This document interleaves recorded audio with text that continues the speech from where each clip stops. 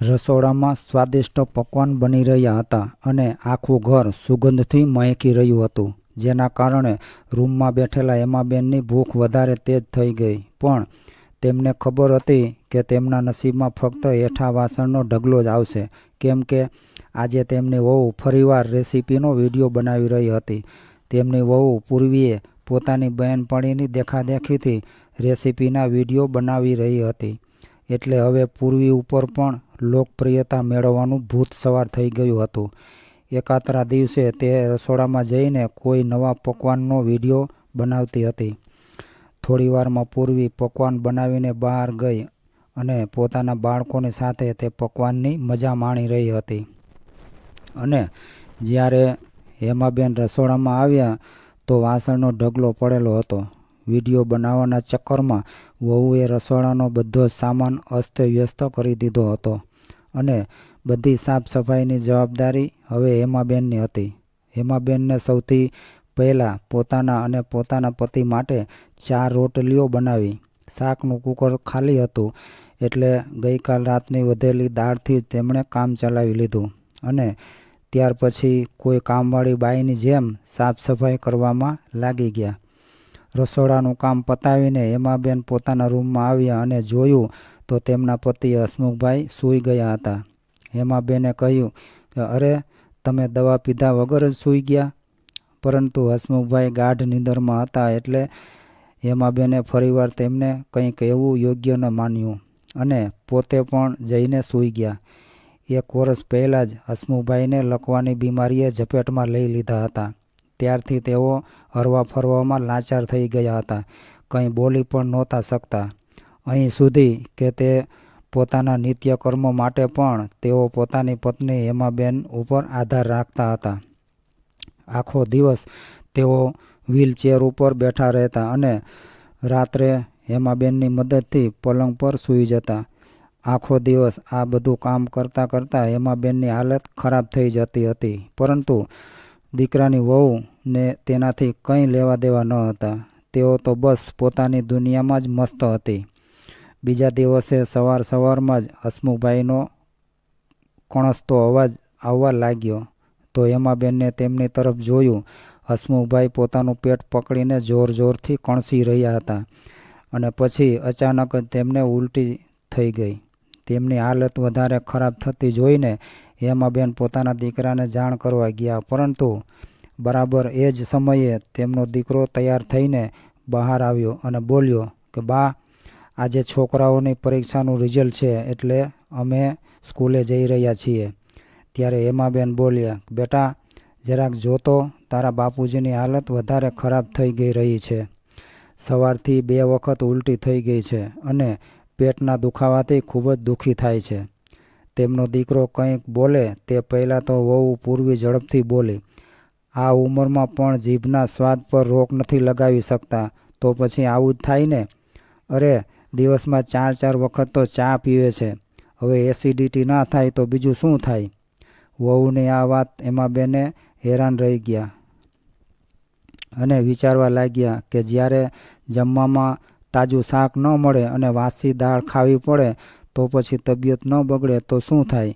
પરંતુ વહુની સામે આ બધી વાતો કહેવાનો તેમનામાં હિંમત ક્યાં હતી? ત્યારે તેમનો દીકરો બોલ્યો, અરે બા, 1-2 વખત ઉલટી થઈ ગઈ તો એમાં ચિંતા શું કરવાની હોય? પેટનો કચરો નીકળી જશે એટલે થોડીવારમાં ઠીક થઈ જશે. અને આમ પણ આ બધી વાતો માટે મારી પાસે બિલકુલ ટાઈમ પણ નથી. એવું કહીને અમિત પોતાની પત્ની અને બાળકોને લઈને નીકળી ગયો. પરંતુ હેમાબેન પોતાના પતિને આવી હાલત જોઈ નહોતા શકતા. પાકીટ ખોલીને જોયું તો તેમાં ફક્ત 50 રૂપિયા જ હતા. તેઓ જલ્દી દવાની દુકાનેથી તેમના માટે ઉલટીની દવા લઈ આવ્યા. હવે હસમુખભાઈની તબિયત થોડીક સારી થઈ, પરંતુ વારંવાર ઉલટી થવાના કારણે હસમુખભાઈના બધા કપડાં ગંદા થઈ ગયા હતા. પરંતુ આટલી ઠંડીમાં હાથેથી કપડાં ધોવાનું વિચારીને હેમાબેને ધ્રુજારી છૂટવા લાગી. બહાર તડકો પણ ન હતો. મશીનમાં કપડાં ધોયા પછી બહાર સૂકવવા લઈ જશે એમ વિચારીને તેમણે મશીનમાં કપડાં ધોવા માટે નાખી દીધા. પરંતુ થોડા સમય પછી જ્યારે પૂર્વી ઘરે આવી તો મશીનમાં કપડાં ધોવાતા જોઈને ગુસ્સે થઈ ગઈ. માજી, તમે મારા વોશિંગ મશીનમાં બાપુજીના ગંધારા કપડાં શું કામ નાખ્યા? એવું કહેતા તેણે તરત જ મશીનની સ્વિચ બંધ કરી દીધી અને બધા કપડાં કાઢીને હેમાબેન તરફ ફેંક્યા અને ડોળા કાઢીને બોલી કે હવે પછીથી મારા પિયરેથી આવેલા આ મશીનને હાથ પર લગાડ્યો છે તો મારાથી ખરાબ બીજું કોઈ નહીં હોય. વહુનું આવું વર્તન જોઈને હેમાબેન સ્તબ્ધ બનીને તેની તરફ જોઈ જ રહ્યા. પરંતુ વધારે હેરાનીની વાત તો એ હતી કે તેમના દીકરાની સામે જ તેમની વહુ તેમને સાથે આવું વર્તન કરી રહી હતી અને તે ફક્ત મુખ પ્રેક્ષક બનીને જ ઊભો જોઈ રહ્યો હતો. આટલું અપમાન સહન કરીને તેમની આંખોમાંથી આંસુઓની ધારા વહેવા લાગી. પછી પોતાની જાતને સંભાળીને કડકડતી ઠંડીમાં તેઓ ઠંડા પાણીથી કપડાં ધોવા લાગ્યા. કપડાં પણ એટલા બધા હતા કે ધોતા ધોતા તેમની કમર જકડાઈ ગઈ અને ઠંડીએ પણ તેમની હાલત ખરાબ કરી નાખી. જેમ તેમ કરીને કપડાં ધોઈને તેઓ પોતાના રૂમમાં ગયા અને પલંગ પર આડા પડ્યા. તેઓ એટલા બધા થાકી ગયા હતા કે નીંદર ક્યારે આવી ગઈ એ પણ એને ખબર ન રહી. હેમાબેનની કમર જકડાઈ જવાના કારણે તેમને ખૂબ જ દુખાવો થઈ રહ્યો હતો. એક બાજુ આખો દિવસ સતત કામ કરતાં કરતાં હેમાબેનનું શરીર નબળું થતું જતું હતું. તેમના હાથ પગમાં શક્તિ રહી નહોતી. તો બીજી બાજુ પૂર્વી હંમેશા નવા નવા પકવાન બનાવીને વાસણોનો ઢગલો કરીને રાખી દેતી હતી. આટલું કામ કરવા છતાં પણ પૂર્વી તેમને દરેક વાત પર અપમાનિત કરતી. સવારના 9:30 વાગ્યા હતા છતાં પણ હજી સુધી તેમણે કે તેમના પતિએ સવારનો નાસ્તો પણ નથી કર્યો. નબળાઈના કારણે હસમુખભાઈ પાછા સૂઈ ગયા. ઊભી થઈને કંઈક હળવો નાસ્તો બનાવી લો એવું વિચારી રહ્યા હતા તે જ સમયે પૂર્વીનો કર્કશ અવાજ તેમના કાને સંભળાયો. અરે માજી, તમે અહીં આરામ ફરમાવી રહ્યા છો અને ત્યાં આખા રસોડાના એઠા વાસણનો ઢગલો ચોકડીમાં પડેલો છે. તેને કોણ સાફ કરશે? જલ્દી જલ્દી ઉઠો અને હાથ ચલાવો. હજી ઘણું બધું કામ બાકી છે. પણ વહુ, હજી સુધી તો અમે નાસ્તો પણ નથી કર્યો. મારે તારા સસરા માટે ખીચડી બનાવવી છે. ત્યાર પછી હું વાસણ સાફ કરી નાખીશ. અરે આ કંઈ સમય છે નાસ્તો બનાવવાનો? હવે તો મારે રેસીપીનો વિડીયો બનાવવાનો સમય થઈ ગયો છે. જલ્દી ઊભા થાઓ અને હું કહું એમ કરો. એવું કહીને પૂર્વી પગ પછાડતી જતી રહી. બિચારા હેમાબેન પોતાની કમરના દુખાવાને ભૂલીને જલ્દીથી વાસણ સાફ કરવા લાગ્યા. આજે તેમના મનની પીડા સહન ન થાય એવી હતી.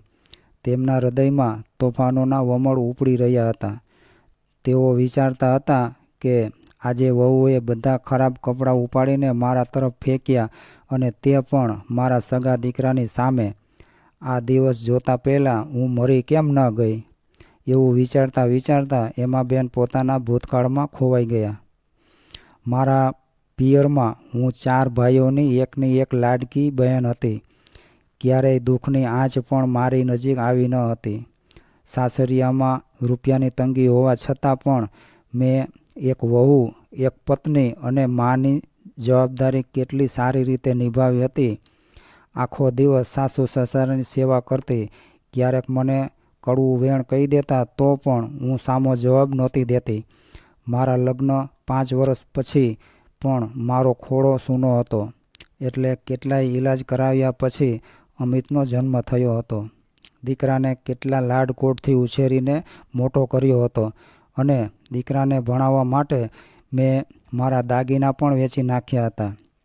ભણતર પૂરું કર્યા પછી અમિતને નોકરી કરવાની ઈચ્છા નહોતી. તે ધંધો શરૂ કરવા માગતો હતો. એના માટે તેને લાખો રૂપિયાની જરૂર હતી અને તેના કહેવા પર એના બાપુજીએ પોતાની જમીન વેચીને ધંધા માટે રૂપિયા ભેગા કર્યા. અને જ્યારે એનો ધંધો ચાલવા લાગ્યો ત્યારે એવું લાગ્યું કે બધા જ બલિદાન સફળ થઈ રહ્યા છે. એવી આશા સાથે તેના લગ્ન કરીને પોતાની વહુને આ ઘરમાં લઈ આવ્યા. જ્યારે વહુ ઘરમાં આવી ત્યારે તો બધું બરાબર ચાલતું હતું. દીકરો અને વહુ અમારું ઘણું ધ્યાન રાખતા હતા. અમિત દરેક કામ પોતાના બાપુજીને પૂછીને કરતો અને વહુ ક્યારેય કોઈ કડવી વાત પોતાના મોઢેથી કહેતી નહોતી. પરંતુ 1 વર્ષ પહેલાં અચાનક એના બાપુજી લકવાગ્રસ્ત થઈ ગયા. પછી તો અચાનક બધું જ બદલાઈ ગયું. અમિતને તો પોતાના બીમાર બાપુજીની દવાઓ માટે રૂપિયા ખર્ચ કરવા પણ ફાલતુ લાગતા હતા, જેના લીધે વ્યવસ્થિત રીતે તેમનો ઈલાજ પણ ન થઈ શક્યો. અમને શું ખબર હતી કે જે દીકરા ઉપર અમે પોતાનું બધું જ ન્યોછાવર કરી રહ્યા છીએ એ જ દીકરો અમને આવા દિવસો દેખાડશે. એક જ ઘરમાં રહેવા છતાં પણ અમારા હાલચાલ પણ નહીં પૂછે અને બસ પત્નીની ગુલામીમાં જ લાગેલો રહે છે. અને આજે તો વહુએ મારી સાથે એવું કર્યું કે હવે તો એવું લાગે છે કે ધરતી માતા ફાટે અને મને ધરતીમાં સમાવી લે. જ્યારે મારો સગો દીકરો જ મારી વ્યથા નથી સમજી શકતો તો પછી વહુ તો પારકા ઘરેથી આવી છે. મારા ભાઈ ફોન કરીને મારા હાલ અહેવાલ પૂછે તો તેમનાથી પણ મારા મનની પીડા હું છુપાવી રાખતી અને કહું તો પણ શું કહું? જ્યારે મારો દીકરો જ મારો નથી રહ્યો તો પછી હું મારી વેદના કોને કહું? જો હું એકલી હોત તો ક્યારની પોતાની જીવનલીલા સંકેલી લીધી હોત. મારા ગયા પછી મારા પતિનું ધ્યાન કોણ રાખશે એમ વિચારીને હંમેશા પોતાને રોકી લઉં છું. પોતાની જાત સાથે જ વાતો કરતા હેમાબેનની આંખોમાંથી આંસુની ધારા વહેવા લાગી.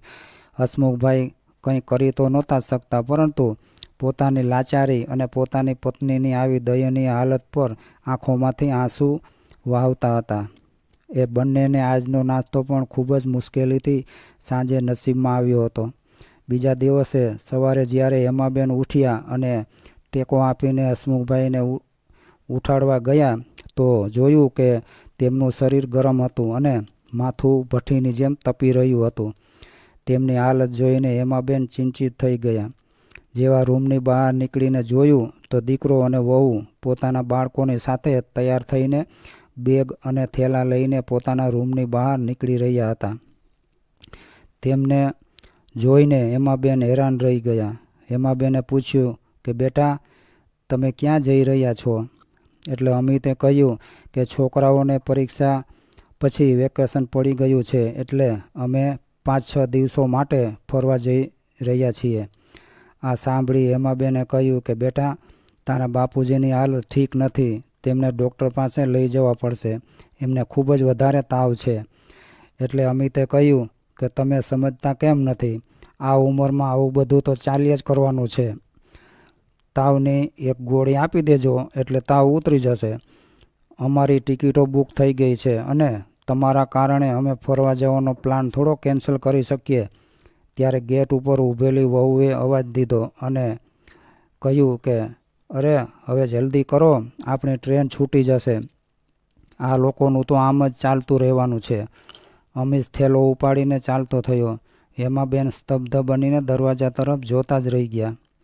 જ્યારે હેમાબેન નાસ્તો બનાવવા માટે રસોડામાં ગયા અને જોયું તો રસોડામાં લોટ નહોતો કે ના કોઈ દાળ અને ના ફ્રીજમાં કોઈ શાક રાખેલું હતું.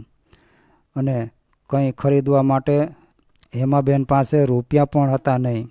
જ્યારથી હસમુખભાઈ બીમાર હતા ત્યારથી હેમાબેન પૈસાથી પણ લાચાર થઈ ગયા હતા, કેમ કે તેમનો દીકરો ક્યારેય તેમના હાથમાં 1 રૂપિયો પણ દેતો ન હતો. પોતાના દીકરાનો વ્યવહાર અને પોતાના નસીબ પર હેમાબેન રડવા લાગ્યા. તેમને સમજાતું નહોતું કે તે હવે શું કરે, પરંતુ જમવાની વ્યવસ્થા તો કરવાની જ હતી. એટલે કંઈક વિચાર કરીને કરિયાણાની દુકાન પર ગયા અને દુકાનદાર પાસે થોડુંક રાશન ઉધાર દેવા માટે કહ્યું. એટલે દુકાનદારે સાફ મનાઈ કરી દીધી. ત્યારે તેઓ ખાલી હાથે ઘરે પાછા ફરી શકતા નહોતા. ત્યારે તેમના મગજમાં કંઈક ખ્યાલ આવ્યો અને પછી મનમાં કહેવા લાગ્યા કે ક્યારેય વિચાર્યું પણ નહોતું કે અમારી આવી સ્થિતિ પણ આવશે. પરંતુ પરિસ્થિતિને જોતાં તેમને બીજો કોઈ ઉપાય પણ સૂઝી નહોતો રહ્યો.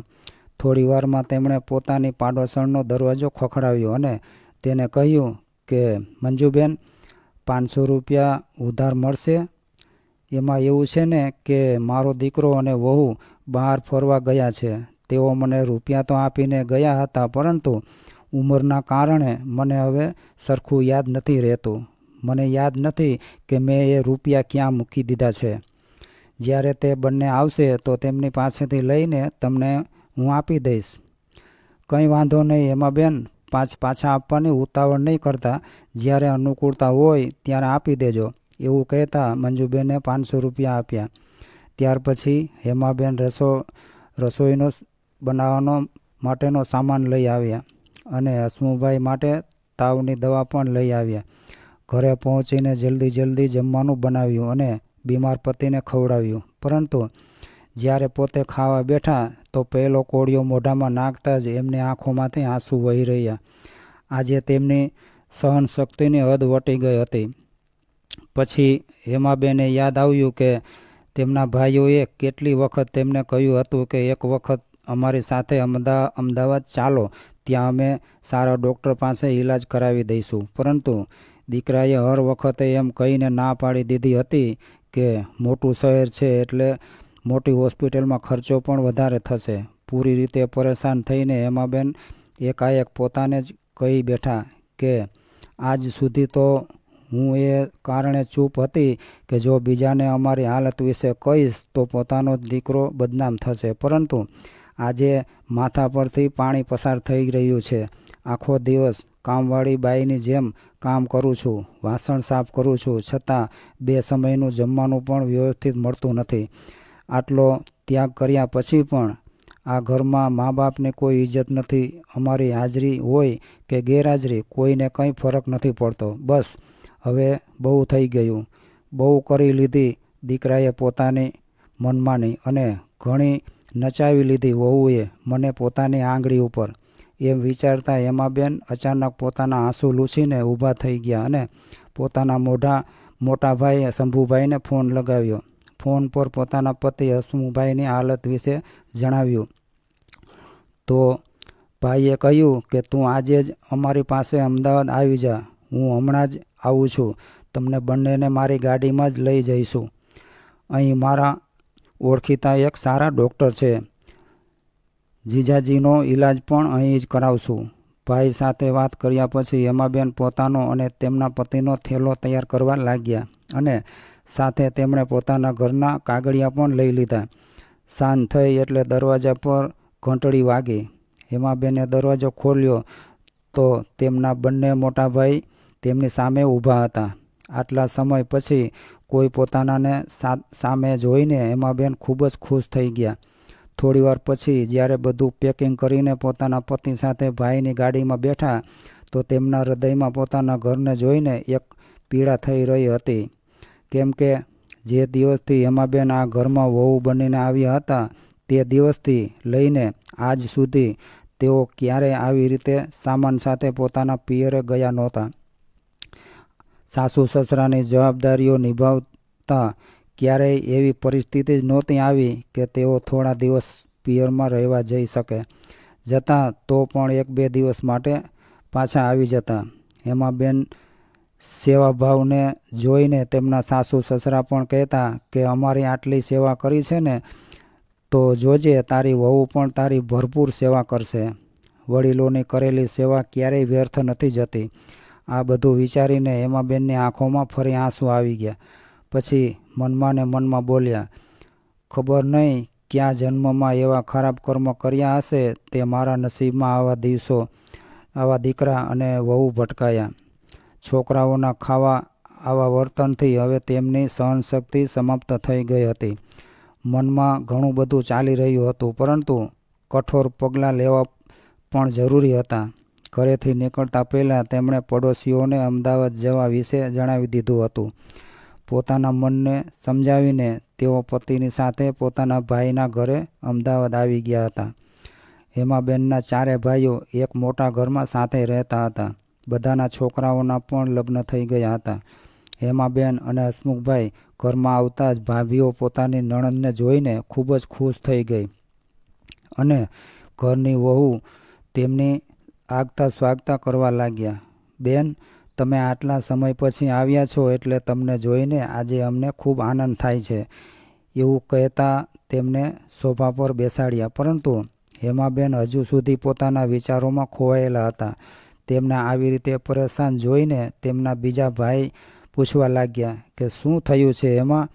તું કંઈ ચિંતામાં હોય એવું લાગી રહ્યું છે. નહીં નહીં, એવી કોઈ વાત નથી. તમારા જીજાજી બીમાર છે ને એટલે થોડી ચિંતામાં રહું છું. એવું કહીને તેમણે વાતને ટાળી દીધી. રાત્રે બધાએ સાથે બેસીને ભોજન કર્યું.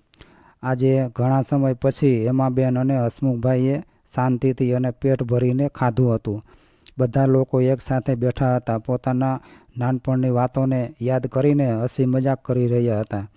બધાની સાથે બેસીને આજે હેમાબેન ઘણા સમય પછી મન ખોલીને હસી રહ્યા હતા. પરંતુ રહી રહીને તેમની વહુનું વ્યવહાર તેમના મનને કાંટાની જેમ લાગી રહ્યો હતો અને તે જ દ્રશ્ય વારંવાર તેમના માનસપટ પર ઉભરી આવતું હતું. જ્યારે તેમની વહુએ ગંદા કપડાં તેમની બાજુ ફેંક્યા હતા, વહુની તીખી વાતો રહી રહીને તેમના મન ઉપર ખબર નહીં કેટલા ઘા કરી રહી હતી. રાત્રે આરામદાયક પલંગ પર પણ તેમને નીંદર નહોતી આવી રહી. પડખા ફરતા ફરતા આખી રાત વીતી ગઈ. વહેલી સવારે તેમને થોડી નીંદર આવી. આગલા દિવસે શંભુભાઈ હસમુખભાઈને લઈને એક મોટી હોસ્પિટલમાં ગયા. ત્યાંના ડૉક્ટર સાથે તેમની સારી એવી ઓળખાણ હતી એટલે નંબર પણ તરત આવી ગયો. સરખી રીતે તપાસ અને ટેસ્ટ કરાવ્યા પછી ડૉક્ટરે તે જ દિવસે તેમનો ઈલાજ શરૂ કરી દીધો. 5 દિવસ વીતી ગયા હતા. બધા લોકો હેમાબેન અને હસમુખભાઈનું ખૂબ જ સારી રીતે ધ્યાન રાખતા હતા. બીજી બાજુ દીકરો અને વહુ ઘરે પાછા ફર્યા તો જોયું કે ઘરમાં કોઈ હતું નહીં. આખરે બા બાપુજી ક્યાં જતા રહ્યા હશે? ત્યારે પૂર્વીએ કહ્યું કે અરે, બીજે ક્યાં જશે? તમારા બાપુજીને બહાર નીકળવાનું મન થયું હશે એટલે માજી એમને વ્હીલચેર પર આંટો મારવા લઈ ગયા હશે. થોડી વારમાં પાછા આવી જશે. પરંતુ જ્યારે ઘણી બધી વાર સુધી કોઈ પાછું આવ્યું નહીં તો અમિતને મનમાં શંકા થવા લાગી કે ક્યાંક બાપુજીની તબિયત વધારે ખરાબ તો નહીં થઈ ગઈ હોય ને.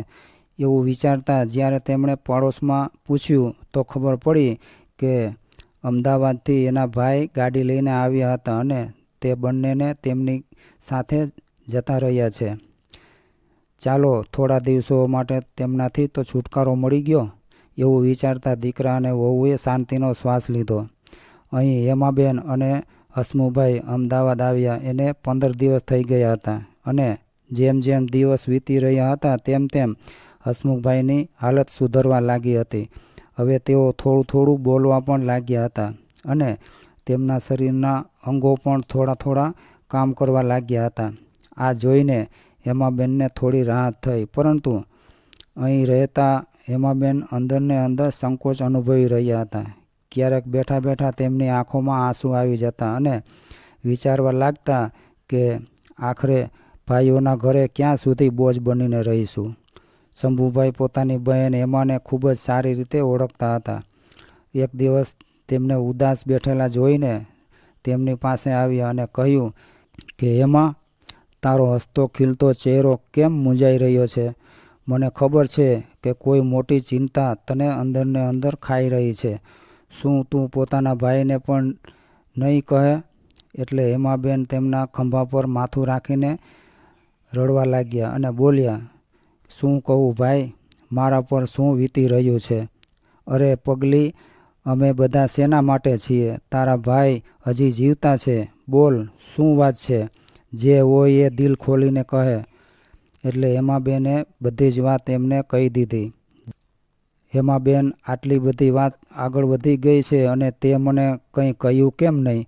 તે શું અમને પારકા સમજી લીધા? ખેર, જાગ્યા ત્યારથી સવાર. હવે તારે ચિંતા કરવાની કોઈ જરૂર નથી. હવે તારો ભાઈ બધું સંભાળી લેશે. એવું કહેતા તેમણે પોતાની બહેનને સાંત્વના આપી. પછી તેમને પોતાના ઘરના કાગળિયા આપ્યા. શંભુભાઈનો દીકરો એક મોટો વકીલ હતો એટલે આના વિશે તેમણે પોતાના દીકરા સાથે બેસીને વિચાર વિમર્શ કર્યો. થોડા દિવસો વધારે વીત્યા એટલે અમિત અને તેની પત્ની પૂર્વી પણ મામાના ઘરે આવી ગયા.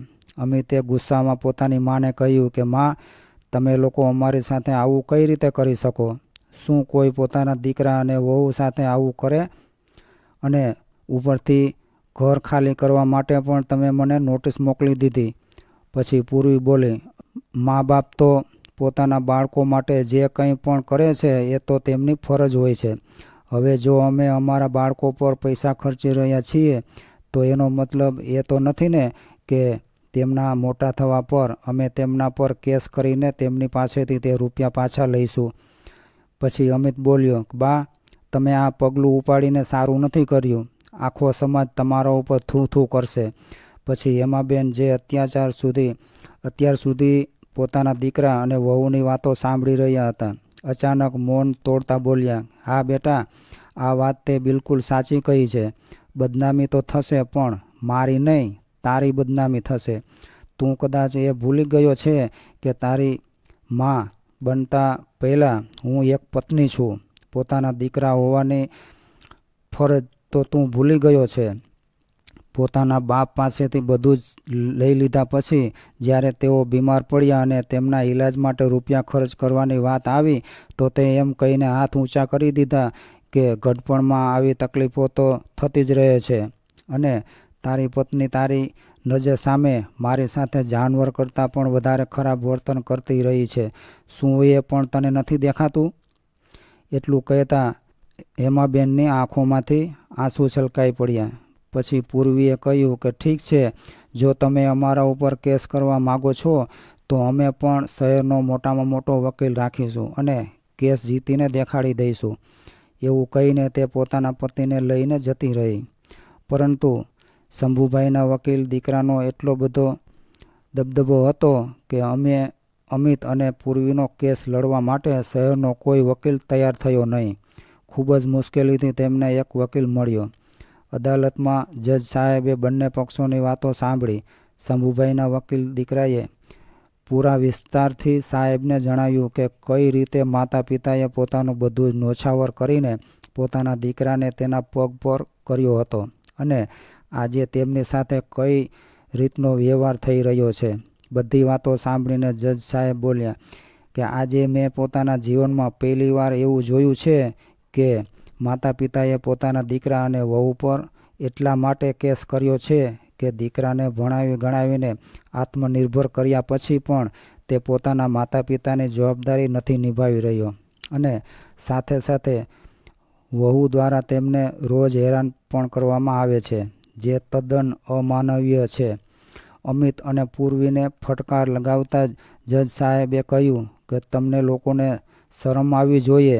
શું આ દિવસ જોવા માટે જ તમારા માતા પિતાએ પોતાનું પેટ કાપીને તમારા ભવિષ્યને ઉજ્જવળ બનાવ્યું હતું, જેથી તમે તેમની જિંદગી નરક બનાવી શકો? આજના આ કેસનો નિર્ણય આવનારી પેઢી માટે એક લાલબત્તી સમાન હશે, કેમ કે જે સંતાનો પોતાના માતા પિતાને હેરાન પરેશાન કરે છે તેમના પર ક્યારેય દયા ન કરવી જોઈએ. એવું કહેતા કોર્ટે તેમને આદેશ આપ્યો કે દીકરો અને વહુ 10 દિવસની અંદર પોતાના માતા પિતાનું મકાન ખાલી કરી આપે અને સાથે જ તેમને ખર્ચા માટે દર મહિને 20,000 રૂપિયા આપે અને જો આવું કરવામાં તેઓ આનાકાની કરશે તો તેમના પર સખત કાર્યવાહી થઈ શકે છે. અદાલતનો નિર્ણય સાંભળતા જ પૂર્વી અને અમિતના હોશ ઉડી ગયા. તેઓ તરત પોતાના માતા પિતાના ચરણોમાં પડી ગયા અને કહેવા લાગ્યા કે અમને માફ કરી દો. હવેથી અમે કંઈ પણ ખોટું નહીં કરીએ. તમારી સાથે રહીને અમે તમારી ખૂબ જ સેવા ચાકરી કરશું. પરંતુ હેમાબેન અને હસમુભાઈએ તેમને સાફ શબ્દોમાં કહી દીધું કે ફક્ત એટલું જ કહ્યું કે હવે અમે અમારી જિંદગી સુખ શાંતિથી પસાર કરવા માગીએ છીએ અને આ જ અમારો અંતિમ નિર્ણય છે. આ આખા કેસને મીડિયા દ્વારા કવર કરવામાં આવી રહ્યો હતો. બધી જ લોકલ અને નેશનલ ન્યૂઝ ચેનલ પર લાઈવ દેખાડવામાં આવી રહ્યું હતું અને સાથે જ એમ પણ કહેવામાં આવી રહ્યું હતું કે દીકરો અને વહુ પોતાના માતા પિતા સાથે કઈ રીતનો વ્યવહાર કરતા હતા. પૂર્વી પોતાના વિડીયોમાં તો ખ્યાતિ ન મેળવી શકી, પરંતુ પોતાના ખરાબ વર્તનના કારણે આખા દેશમાં બદનામ જરૂર થઈ ગઈ હતી. કોઈએ ખૂબ જ સરસ કહ્યું છે કે ભલે આ લાખ કરો તમે પૂજા અને તીર્થ કરો 1000, પરંતુ માતા પિતાને ઠોકર મારી તો બધું છે બેકાર. મિત્રો, આજની આ કહાની તમને ગમી હોય તો વિડીયોને લાઇક, શેર, કોમેન્ટ અને ચેનલને સબસ્ક્રાઈબ જરૂરથી કરજો. જય દ્વારકાધીશ.